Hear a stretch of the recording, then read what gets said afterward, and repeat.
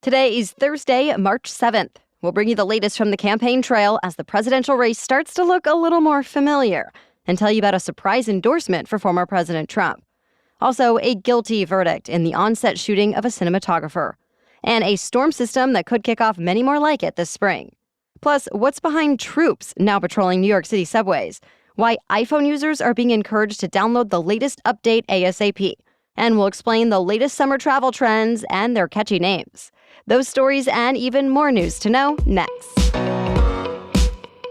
Welcome to The Newsworthy. All the day's news in around 10 minutes. Fast, fair, fun, and on the go. I'm Erica Mandy. Thanks so much for being here. You ready? Let's do this.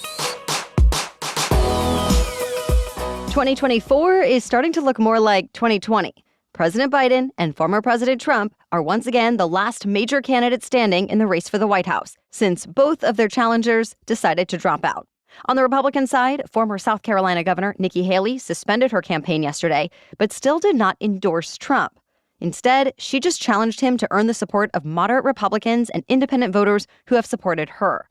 Biden's long-shot Democratic challenger, Congressman Dean Phillips, also dropped out of the race yesterday, but he did endorse Biden.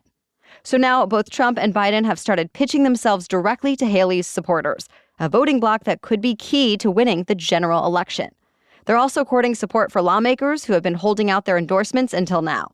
Multiple Republican lawmakers did decide to endorse Trump yesterday, including Senate Minority Leader Mitch McConnell, who has butt heads with Trump in the past. By the way, even though the Biden-Trump rematch is pretty much inevitable at this point, the primaries will continue up until the party conventions this summer. Tonight, President Biden is set to give his State of the Union. As always, it's a time for the president to speak on what Americans are going through now and lay out an agenda for the year ahead, all in front of a divided Congress. And this year, there's quite a bit Biden has to contend with. The president is pressing lawmakers to pass spending bills, approve funding for Ukraine, and address congestion at the southern border. He's also expected to bring up the issues of abortion, so-called shrinkflation, and what he sees as corporate greed. Reports say Biden will also mention things that typically get bipartisan support, like helping veterans, cracking down on fentanyl, and ending cancer. You can watch the State of the Union at 9 p.m. Eastern Time. It will be on all the major networks and cable news channels and online. Right after Biden's address, Senator Katie Britt of Alabama will give the Republican response. And former President Trump has promised to provide what he called live play-by-play commentary on Truth Social. Houthi militants are still attacking commercial ships near Yemen, disrupting global trade. And now they've claimed responsibility for killing civilian crew members. This week brought the first known fatal strike on a cargo ship since the string of attacks started a few months ago. The carrier was flying a Barbados flag and had sailors from several countries on board. 3 of them were killed and at least 4 others were hurt, some critically. Remember, the Houthis say the attacks are a protest in response to Israel's war against Hamas in Gaza, and have said they're going to keep them up as long as the war continues. But the Pentagon says the U.S. will continue to take military action as well to prevent them as much as possible. The U.S. considers the Houthis a global terror group, and not just because of the most recent incidents.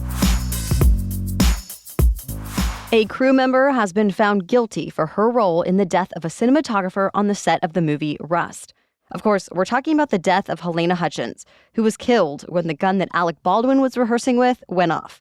And this week, the production's armorer, who was supposed to be in charge of that gun, was convicted of involuntary manslaughter.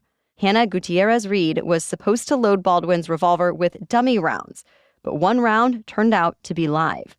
Prosecutors argued that Gutierrez-Reed was negligent on the Rust set and accused her of bringing the live rounds on set even though they were not allowed. Gutierrez-Reed has said she is not the one who brought the live rounds on set, though, and her legal team defended her by saying her authority was undercut by producers who rushed the crew and overburdened her with extra prop duties. But the jury unanimously sided with prosecutors.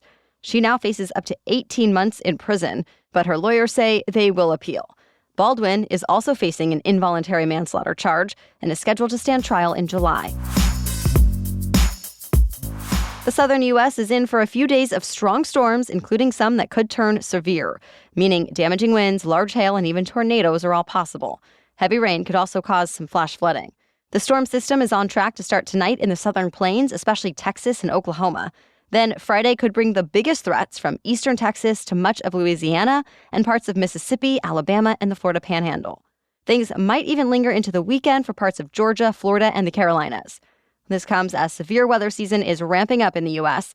You might remember last year, March was much busier than usual with hundreds of tornadoes, and most of them struck areas outside of the traditional tornado alley. But meteorologists say this year is expected to be a little more typical. And that means the usual tornado alley that extends from Texas to Nebraska is most likely to get hit. And activity is expected to ramp up later in the season, like in May. Of course, that could always change, so meteorologists suggest looking for more up-to-date forecasts in the weeks and months to come. We have more news for you still ahead. But first, support for this episode comes from Skims. I am so excited to tell you all about the Fits Everybody collection by Skims because the material on this entire collection is incredibly soft, stretchy, and comfortable. And look, I had been hearing about Skims for a while, but now that I'm actually wearing their products, I can tell you it lives up to the hype. Everything I got from the Fits Everybody collection, from my new favorite bodysuit that I've worn a ton, to a variety of intimates, has this amazing wow-level buttery soft fabric that I noticed right out of the bag. And honestly, it felt even better when I put it on. I'm replacing a lot of what I had in my closet with Skims ASAP. Already, Skims is now the first items I reach for when I get dressed. And there's something for everyone. The Fits Everybody collection is available in sizes extra, extra small to 4X. You can shop now at skims.com. Plus, get free shipping on orders over $75. After you place your order, be sure to let them know that I sent you, select podcast in the survey, and be sure to select my show, The Newsworthy, in the drop-down menu that follows.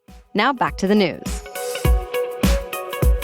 The head of the Federal Reserve gave lawmakers a mostly rosy picture of the American economy. Fed Chair Jerome Powell testified on Capitol Hill yesterday and said there's no evidence or reason to think there could be a recession on the horizon. In fact, he thinks the economy will grow about 1.5% this year. That said, he made it clear the Fed is in no rush to cut interest rates since there are still fears of cuts reigniting inflation. It doesn't come as great news to Americans who have faced almost 2 years of rising borrowing costs on everything from car loans to mortgages. But Powell said it's very unlikely there will be any rate hikes this year. And the central bank does still expect to cut interest rates eventually. After Powell's testimony, the stock market ended the day on a high note. New York is sending 1,000 National Guard members and state police officers to help NYPD patrol the New York City subway system. It's a major show of force that hasn't been seen since the aftermath of the 9/11 terror attacks. On top of just seeing more law enforcement, commuters will also now have their bags checked in the busiest stations. New security cameras are being installed in conductor cabins, and there will be more subway co-response outreach teams led by mental health experts. All of this is in response to several high-profile assaults that have happened underground lately. New York officials say crime is still rare on the subway system, and there aren't as many incidents as there used to be. But New York's governor acknowledged that, quote, saying things are getting better doesn't make you feel better. It's not clear at this point how long the extra security will be there on the subway platforms, but it started rolling out last night. The TSA is hoping to make airport security checks faster and even safer. This week, new self-screening technology rolled out at Harry Reid International Airport in Las Vegas. We've talked about this new tech before, but this is the first time actual passengers are giving it a go. People are greeted by a screen with do-it-yourself instructions, telling them how to pass themselves and their carry-ons through the process. A virtual agent is ready to assist by answering questions, but is not physically at the checkpoint. Officers can also monitor X-ray machines remotely, but the idea is not as many will be needed, and other officers will be freed up to better focus on broader security concerns. For now, it's so early that it's hard to know how much quicker this process will really be as compared to traditional security lines, especially since there could be a learning curve. That's why for now, it's only available for TSA pre-check customers in Las Vegas who speak English. Eventually, the plan is to roll it out to other cities around the country. Apple has released its latest software update for iPhones, and the tech giant says you should download it right away since it patches 2 security issues that could be exploited. There are some fun features that come with this update too. For example, at least 100 new emoji, like head shaking up and down or side to side and a sliced lime. Also with the new update, Apple Podcasts will now show transcripts as you listen. Caller ID will display information for Apple-verified businesses. Music recognition will let you add songs to your library or playlists. And Apple Cash will now have an actual card number, so you can use your Apple Cash at an online store that does not accept Apple Pay. Just to name a few highlights. You can download the update now in Settings. Barbie is turning 65 years old this week. And to celebrate the iconic doll's milestone birthday, Mattel is releasing a new doll inspired by the original. The new one is called the Incredibly Glamorous Barbie. She's wearing a floor-length black and white ball gown, which is a modern take on the black and white bathing suit from 1959. Even the new Barbie's accessories are a nod to Barbie from back then. On top of the retro-inspired doll, Mattel is also showcasing 8 role model Barbies to honor celebrities who use their platforms for good. For example, actresses Helen Mirren and Viola Davis, singers Shania Twain and Kylie Minogue, and Indigenous influencer Maria Gomez. Those are not for sale, but you can get the Incredibly Glamorous Barbie now. And soon, Mattel plans to add more to the anniversary collection, influenced by Barbie's looks and careers throughout the years. That's it for the main news today, so now it's time for Thing to Know Thursday. But first, I want to talk about our sponsor, Lumi. When other deodorants just were not working for me anymore, I really wasn't sure what to do. But now that I've found Lumi, I am using it every day, and I'm so happy I will be buying more with my own money when I run out. Because unlike certain other deodorants, Lumi is powered by mandelic acid to deliver effective 72-hour odor control everywhere from your pits to your feet. It's paraben-free, baking soda-free, and more. And I love that I can choose from a variety of fresh, bright scents like clean tangerine and cool cucumber. Those are my favorites so far. 6 years after she created Lumi, the doctor behind this game-changing whole-body deodorant has now earned over 300,000 five-star reviews from people like me who love feeling confident from head to toe. Plus, Lumi Starter Pack is perfect for new customers. It comes with a solid-stick deodorant, cream tube deodorant, 2 free products of your choice like mini body wash and deodorant wipes, and free shipping. As a special offer for listeners, new customers get $5 off a Lumi Starter Pack with code NEWSWORTHY at LumiDeodorant.com. That equates to over 40% off your starter pack when you visit LumiDeodorant.com and use the code NEWSWORTHY. Now back to Thing to Know Thursday. Forget the beach. Travel experts say the new trend is going on summer coolcations, aka vacations in cooler climates. Condé Nast Traveler says some top destinations this summer are Iceland, Finland, and Scotland. The Baltic nations are becoming more popular too. One British travel company says the trend really started last year since it saw demand for Arctic destinations go up 235% as compared to just 1 year earlier. So what's behind the trend? Well, a lot of it is climate change since people want to avoid the record-breaking heat waves and wildfires that have become more common in recent years. Another reason, the animated movie Frozen, which sparked a ton of interest in Norway since that's the country that inspired the Disney hit. Oh, and it's also very hip to go see the Northern Lights and post all about it on social media. By the way, coolcationing is not the only trend going around this year. Others include gocations, when you travel for a certain occasion or event, like a concert or the Paris Olympics. Set jetting is when you visit the filming locations of your favorite TV shows or movies.